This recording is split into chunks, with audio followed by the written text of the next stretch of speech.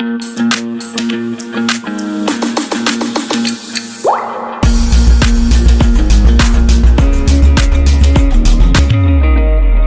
now we are doing the classification of industries. ठीक है, on the basis of raw material. एक minute, ये हमने कर लिया था. फिर on the basis of raw materials कर रहे थे, ये हम लोगों का हुआ था कि नहीं? हाँ जी. तो on the basis of raw material की बात कर रहे हैं. रॉ मटेरियल जो बेसिक हमारा जो मटेरियल यूज हो रहा है, जैसे कि फर्स्ट आपकी इंडस्ट्रीज हैं on the basis of this, that is agro based industries. ठीक है, एग्रो मतलब जहाँ पर आप लोग प्लांट और एनिमल, ठीक है, समझ आई मेरी बात, जो नेचुरल रिसोर्सेज को यूज कर रहे हो, ठीक है, उन्हें हम क्या कहेंगे बेटा? Agro based products. ठीक है, एज देयर रॉ मटेरियल. और उसी को इंडस्ट्री हम लोग क्या कहेंगे? जैसे for example food processing, vegetable oil, cotton textile, dairy products and leather industries. ठीक है, these are actually depend upon the plants and animals. ठीक है, प्लांट्स एंड एनिमल्स के रॉ मटेरियल है और उसी पर ये आपके आगे जाके ये फूड प्रोसेसिंग और ये सब होता है. ठीक है, next is mineral based industries. Use mineral ores as their raw mineral materials. ठीक है, इसमें मिनरल्स और यूज होते हैं. For example this products are iron made from iron ore. ये मैंने आपको बता दिया था पिछली क्लास में भी कि आप लोग एक्सट्रैक्ट करते हो चीजों को. ठीक है, नेक्स्ट आपका आता है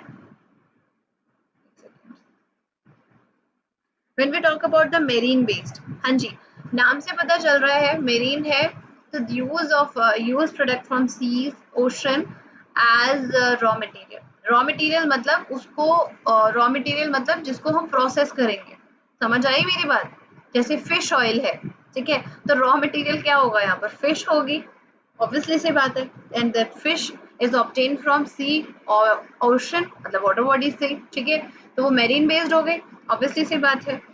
ठीक है, और देखिए forest based, use forest produce as raw material. For example pulp and paper. आपको पता है पेपर किससे बनता है? पेड़ से बनता है. ठीक है, फर्नीचर, ठीक है, बिल्डिंग्स, ठीक है, फार्मास्यूटिकल्स मतलब मेडिसिन वगैरह भी आपकी फॉरेस्ट बेस्ड है, वहां से आप लोगों को चीजें मिलती हैं. ठीक है, तो these are the 4 categories based on the raw products. ठीक है, समझा दिया मैंने. फर्स्ट वन इज, बताओ जी समृद्धि, फर्स्ट कौन सी थी? फर्स्ट इंडस्ट्री कौन थी? रॉ बेस्ड पर. बेटा ये एमसीक्यू पूछे जाते हैं एग्जाम में. बताओ जल्दी से समृद्धि, करो अनम्यूट. अक्षता आप बताओ. हाँ जी, मैम के अलावा भी बोलो समृद्धि. यू कांट अनम्यूट, क्या प्रॉब्लम हो रही है? आप करो अनम्यूट. चलो कोई ना, आप मैसेज कर दो, मैसेज में आंसर दे दीजिए. हाँ जी, साइन गायकवाड़, आप बताइए which is the first industry based on raw material?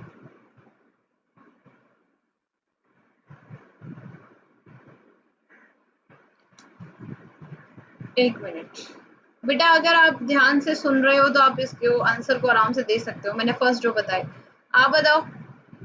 हाँ जी अक्षिता, वेरी गुड. नहीं समृद्धि आपका नहीं मिला. अमित आप बोलो, अनम्यूट करो खुद को,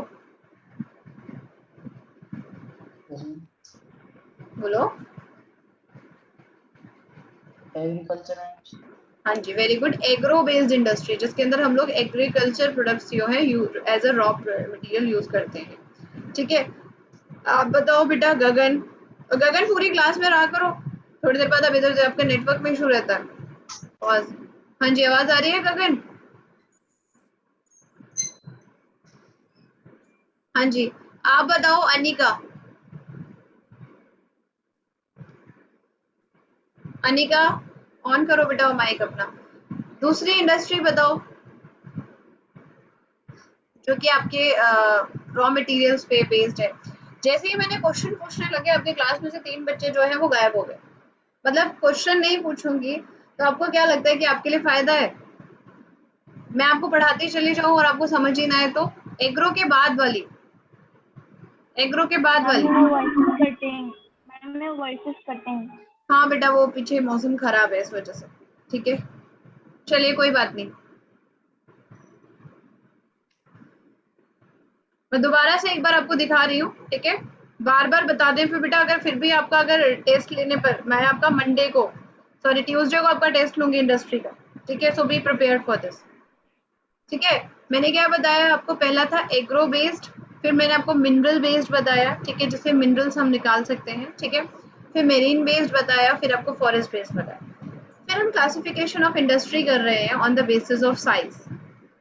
ठीक है, इट साइज मतलब कितनी बड़ी इंडस्ट्रीज है, ठीक है, कितनी बड़ी इंडस्ट्री है, ठीक है। It refers to the amount of capital invested. Capital मतलब the amount of money we invested. बात समझ आ रही है मेरी बात? सबको आवाज आ रही है क्लियरली? हाँ जी, ठीक है, नहीं आ रही है अक्षिता? अच्छा, और बच्चों को आ रही है। अक्षिता फिर दोबारा से रिज्वाइन करोगे।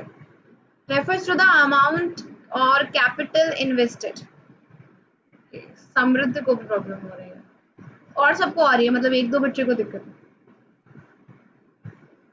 अरे बेटा एक मिनट, आवाज में क्या इशू आ रहा है पता नहीं, मैं कल से हेडफोन्स भी लगा लूंगी। वैसे हेडफोन से मुझे थोड़ी आवाज कम आती है, मुझे इस वजह से मैं थोड़ा वो कर, चलो आगे से मैं हेडफोन से यूज कर लूँ। अभी ठीक आ रही है आवाज?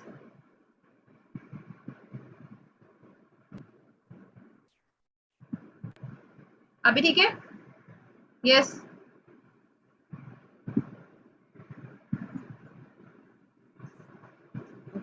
चलिए, इससे पिछली वाली क्लास में तो ठीक थी ना, आज ही दिक्कत आ रही है। चलिए, so on the basis of size, ठीक है, it refers to the amount of capital invested, ठीक है, मतलब how many capital is invested, capital मतलब money, या फिर आप कह सकते हो money कह सकते हो आप लोग, ठीक है। अब एक बात बताओ, अगर आपको कोई इंडस्ट्री खोलनी है, ठीक है, तो इंडस्ट्री पे डिपेंड करता है कि आप उसमें कितने लोगों को एम्प्लॉय करते हो। जितने लोग आपके अंडर काम करेंगे, बात समझ आ रही है, जितने आपके एम्प्लॉयज होंगे उतनी ज्यादा आपकी इंडस्ट्री बड़ी है।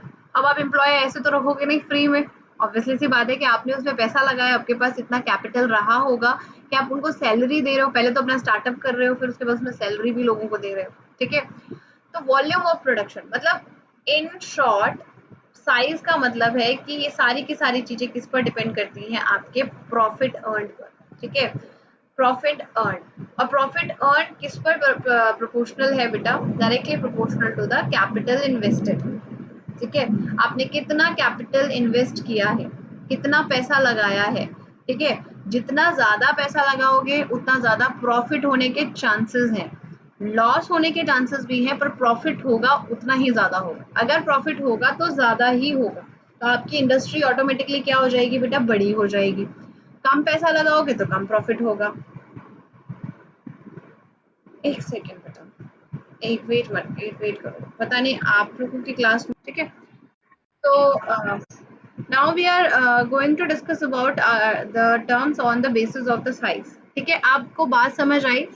जितना पैसा लगाओगे उतना ज्यादा प्रॉफिट होगा। मैं ये नहीं कह रही लॉस नहीं होगा, लॉस तो होगा, लॉस भी ज्यादा ही होगा ऐसे केस में, पर प्रॉफिट ज्यादा होगा ना, तो वॉल्यूम मतलब देखो, अगर मैंने 5 रुपए की, मैं आपसे एक नॉर्मल एग्जांपल देती हूँ, ठीक है, आप इसको समझ लीजिएगा, उससे समझ आ जाएगा कि मैंने 5 रुपीज का एक पेन खरीदा, ठीक है, और उसको मैंने 15 रुपीज में सेल कर दिया। पहली बात तो 5 रुपीज के पेन को 15 रुपीज में लेने वाला कौन है? वो पॉसिबल नहीं है, ठीक है, बट समझ लीजिए ले लिया किसी ने, तो मुझे कितने रुपीज का प्रॉफिट हो गया बेटा? 10 रुपीज का। तो मैंने अमाउंट ऑफ जो पैसा लगाया था वो बहुत कम लगाया था, ठीक है, समझ आ रही है मेरी बात? तो मुझे सिर्फ कितने का होगा? 10 का।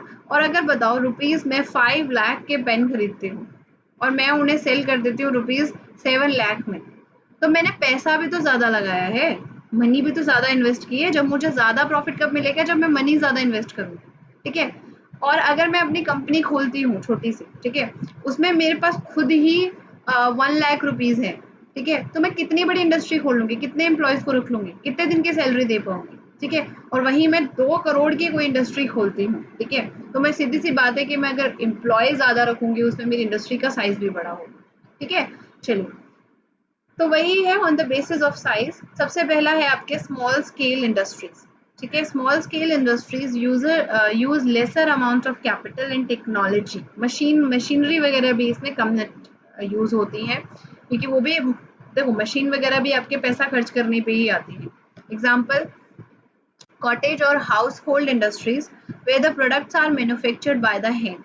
ठीक है, जो आपने देखा कोई आप रोड साइड जाते हो तो वो क्या कहते हैं, बास्केट्स जो हैं उनको बना रहे होते हैं, एक वीवर्स होते हैं, या फिर जो लोकल आपके आर्किटेक्ट लोकल आर्टिशियंस होते हैं जो वो बनाते हैं, वो क्या करते हैं, छोटे मतलब वो उन पे कितना खर्च करते होंगे, वो कुछ बेटा 100 रुपीज, उनसे अगर आप पैसे उनसे वो लेने जाते हो वो 100 रुपीज में कम में ही दे देते हो। ठीक है, तो बेटा उनको प्रॉफिट भी कम का ही होता होगा।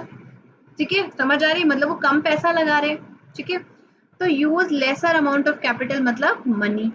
अब वो हाथ से यूज कर रहे हैं, वो मशीन वगैरह भी यूज नहीं कर रहे हैं, तो उनका प्रोडक्शन भी बहुत स्लो होगा। प्रोडक्शन स्लो होगा, कम चीजें बनेंगी तो कम चीजें आप लोगों की मतलब बेची भी कम जाएंगी। तो उसी हिसाब से इनको हम कहते हैं बेटा स्मॉल स्केल इंडस्ट्रीज। जैसे basket weaving, pottery, other handicraft, जो हाथ से बनी हुई चीजें हैं वो सारी की सारी ज्यादातर स्मॉल स्केल इंडस्ट्रीज में आती हैं।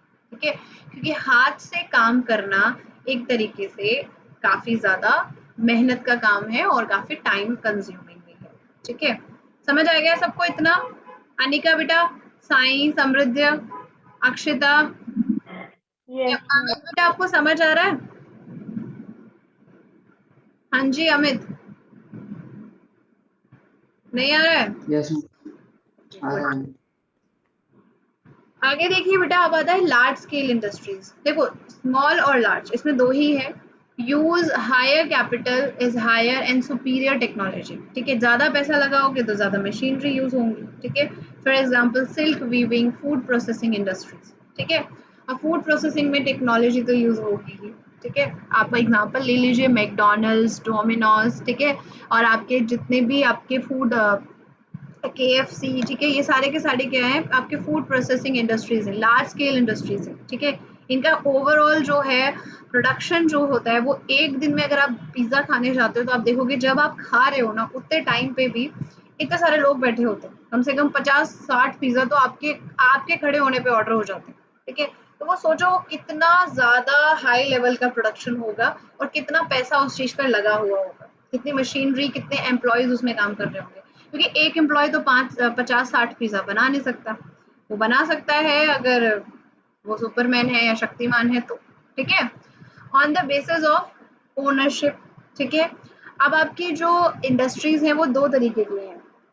एक आपकी primary sector, sorry, private sector industries हैं जो कि owned by and operated by individual और ग्रुप ऑफ इंडिविजुअल। जैसे मैं अपनी कंपनी खोल लूँ, ठीक है, राखी एंड राखी कंपनी। ठीक है, तो क्या होगी, प्राइवेट कंपनी है, मैं खुद खोल रही हूँ, अपना पैसा लगा रही हूँ, इसमें मैं अपना पैसा लगा रही हूँ, अपनी मर्जी से एम्प्लॉयज ले रही हूँ। ठीक है, रिलायंस इंडस्ट्री है, ITC, ठीक है, और जितनी आप देखो डाबर और ये सब जो है वो सारी की सारी क्या है, प्राइवेट सेक्टर इंडस्ट्रीज है। जो एड आते हैं ना टीवी में जितने सारे, ज्यादातर एड जो है वो प्राइवेट सेक्टर के ही आते हैं। लक्स है, जो भी है, जितने भी आपके सोप है, जो भी चीजें हैं। फिर आता है पब्लिक सेक्टर इंडस्ट्रीज। ये बेटा क्या होता है, पब्लिक मतलब गवर्नमेंट सेक्टर की बात हो रही है। ठीक है, owned and operated by the government. Example, Hindustan aeronautics limited, steel authority of India, मतलब ये है HAL और SAL। एक तो इनकी फुल फॉर्म पूछी जाती है दोनों एग्जांपल्स की, और इनका टाइप भी पूछा जाता है। ठीक है, कि what kind of industries these are, इनके फुल फॉर्म 100% पूछे जाते हैं। ये तो आपका एक क्वेश्चन तो पक्का है इन दोनों में से। चलिए एक बार समझ लीजिए, पहले मैंने बताया on the basis of raw material, फिर मैंने बताया on the basis of size मतलब कैपिटल पर, थर्ड में बता रही हूँ on the basis of ownership. ये तीन टाइप ऑफ मैंने आपको क्लासिफिकेशन बता दी है। ठीक है, आगे देखिए,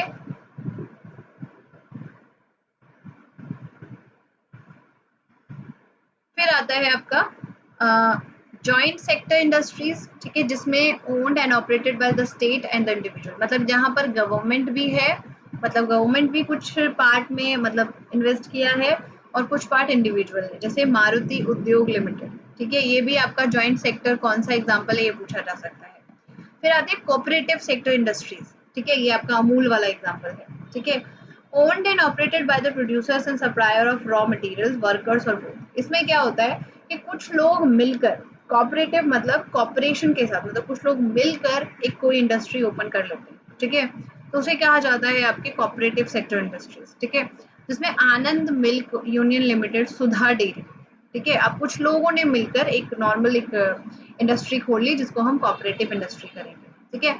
अमूल के फुल फॉर्म क्या है बेटा? आनंद मिल्क यूनियन लिमिटेड, ठीक है, समझ आ गया सबको? ओके, अब मैं आप लोगों से पूछने वाली हूँ, वेट करिए, ठीक है। अब आप मुझे एक बार ये इस टॉपिक इसको आगे करने से पहले मैं एक बार आपको क्लासिफिकेशन पे दोबारा से एक बार हम लोग बात कर लेते हैं। देखो, अगर हम क्लासिफिकेशन ऑफ इंडस्ट्रीज कर रहे हैं,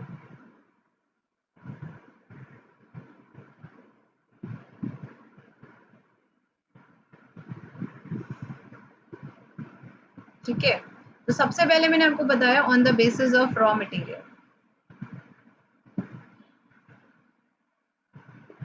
रॉ मटेरियल, हाँ जी, तो रॉ मटेरियल्स पे बेटा मैंने 4 फर्दर टाइप बताए थे, 4 तरीके से बताई रॉ मटेरियल पे, ठीक है। फर्स्ट मैंने क्या बताई थी, आप बताओ बेटा अमित, फर्स्ट क्या बताई थी मैंने रॉ मटेरियल पे, बोलो।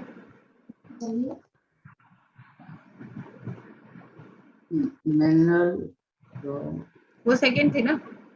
हाँ जी, अनिका बताओ, फर्स्ट एड्रेस करो जिनको एग्रो, आता है। एक मिनट, बोलो अनिका, अनम्यूट करो खुद को पहले। Agro material, agro based, very good. Next है मिनरल बेस्ड, जो मिनरल कि बेस्ड, अमित ने बताया। और बताओ third. Marine based, ma'am marine based, very good. Fourth one ma'am is forest based, forest very based, nice, ठीक है, इनके एग्जांपल्स भी आपको याद हो गए होंगे, ठीक है, ये थी आपकी फॉरेस्ट बेस्ड। अब on the basis of size, अब हम बात करेंगे नेक्स्ट क्लासिफिकेशन, ये फर्स्ट थी, ये second classification, on the basis of size, size है ना। अब बताइए साइज पर बेस्ड कौन सी होगी, बताइए जल्दी मैम से। Small scale industry, large scale, very good, very nice. First one is small scale, ठीक है, जिसमें कम कैपिटल था, एक लार्ज स्केल कैपिटल, ठीक है, इनके भी एग्जांपल्स मैंने आपको बता दिए, ठीक है। अब थर्ड आपका आता है on the basis of ownership, classification क्या है? On the basis of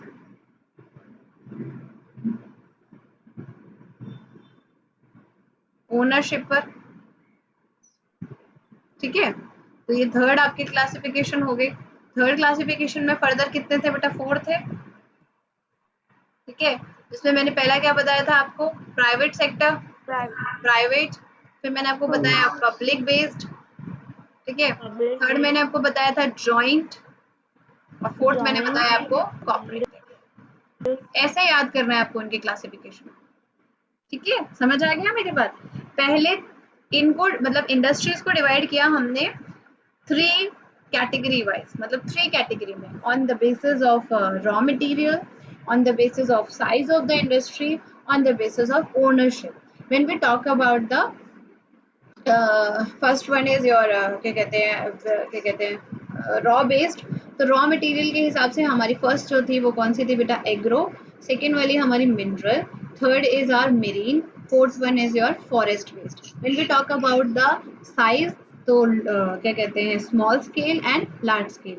when we talk about the ownership, तो private, public, joint and corporate, ठीक है, याद हो गया? ये चैप्टर है और इनके एग्जाम्पल्स आपको याद करने, मतलब चैप्टर 1 पेज का है, ठीक है, समझ तो आ ही गया आपको नोट करने की। अब मुझे नहीं लगता कि आपको अब याद भी करने की जरूरत है, आपको समझ आ गया होगा, और आपको चैप्टर सिर्फ 1 पेज का, आपको 1 पेज में इसको समराइज कर लेना, मतलब आज का होमवर्क भी यही मैं दे रही हूँ आप लोगों को, you have to make a homework, note कर लीजिए और प्लीज सबमिट करिएगा, कल मैं क्लास में नहीं आने दूंगी आप लोगों को जिन बच्चों का होमवर्क नहीं होगा। मेक द फ्लो चार्ट, जो मैंने अभी बताया था ना, इसमें आपको एग्जाम्पल्स भी इंक्लूड कर लेने, कोई अलग चीज आपको नोट करनी, इसी एरो वाइज जो होता है इसको फ्लो चार्ट बोलते हैं, ठीक है, आप देख सकते हो, नेट पे भी देख सकते हो कि बेटर फ्लो चार्ट कैसे बनाया जाता है। आपको एग्जाम से पहले अगर आप 2 मिनट भी दोगे इस एक पेज को, तो आपका एक चैप्टर फिनिश हो जाएगा, ऐसे आपको नोट बना के लाना, नहीं आएगा समझ में तो मैं बताऊंगी कैसे बनाना है, पर एक बार ट्राई जरूर करिए। अक्षिता बोलो। मैम कोऑपरेटिव जो लास्ट में आपने ओनरशिप का बताया कोऑपरेटिव का, मैम उसमें मुझे एग्जांपल में समझा दीजिए। अमूल, देखो बेटा कोऑपरेटिव मतलब क्या हुआ, जैसे मैं, अनिका, आप मतलब अक्षिता और अमित, मैं चलो साइन को भी ले लेती हूँ, ठीक है, ठीक है, हम सब लोगों ने सोचा कि चलो थोड़ा थोड़ा पैसा लेते हैं, ठीक है, और हम एक क्या बना मतलब ब्रेड बनाते हैं, मुझे कुछ याद नहीं आ रहा, ठीक है, ब्रेड बनाते हैं हम लोग, ब्रेड वाली एक ऑर्गेनाइजेशन खोलते हैं, हम ब्रेड बेचेंगे, ठीक है। तो अब उसमें हमने पैसे डाले, ठीक है, उसमें हमने अपने आपने कुछ डाले, मैंने कुछ डाले, उस हिसाब से हमारी वो पार्टनरशिप टाइप हो गई, ठीक है। अब उसमें सारे ओनर हैं, सब पैसे दे रहे हैं, सारे ओनर हैं, हम लोग ही काम कर रहे हैं, हम लोग ही बेचने जा रहे हैं, तो इसे कहते हैं कोऑपरेटिव सोसाइटी, जिसके अंदर ओनर सब हैं, ठीक है, वर्कर भी ओनर है, उसके पैसे देने वाले भी ओनर है, मतलब ठीक है, बाद में वो फर्दर डिवाइड हो जाए, बाद में उसमें और आप मशीनरी वगैरह ऐड करें वो अलग बात है, बट उसमें सब ओनर है, क्योंकि कोऑपरेटिव मतलब हम सारे मिलकर कर रहे हैं, विद कॉपरेशन, इंग्लिश वर्ड होता है ना कॉपरेशन, मतलब साथ में मिलके, उसी तरीके से कॉपरेटिव। पूरा वीडियो देखने के लिए और लेटेस्ट एग्जाम अपडेट्स जानने के लिए डाउनलोड करें कैरियर डिफेंस स्कूल का एंड्रॉयड ऐप।